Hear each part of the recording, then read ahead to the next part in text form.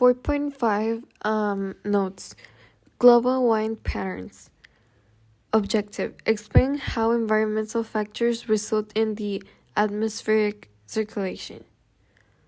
Global wind patterns primarily result from the most intense solar radiation arriving at the equator, resulting in density differences and Coriolis effect. Atmospheric circulation. Energy from sunlight, density properties of air, rotation of Earth, Coriolis effect. Then we have air properties. Where warm air rises, warm air holds more moisture than cold. Rising air expands and cools, and cool air can hold as much water vapor, which means it condenses and turns into rain. After cooling and expanding, air sinks. And here we have a representation of the Handley-cell, and here it shows us how does the air move in the equator. And then we have a Coriolis effect, which is the deflection of objects traveling through atmosphere due to spin of Earth. And here we have air 30 degrees and low pressure of equator. Then we have 0 to 30 wind blows west to east, and it is called the eastern trades. This is caused because the Earth is spinning east to west. And then we have that it drives ocean current clockwise in north hemisphere, counterclockwise in south hemisphere.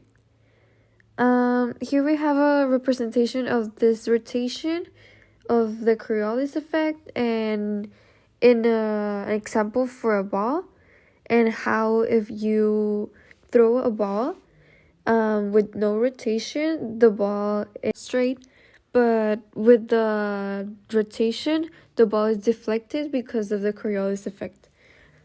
Moving on, we have global wind patterns, which shows us how air moves out from 30 degrees to 0 degrees and 60 degrees due to high pressure.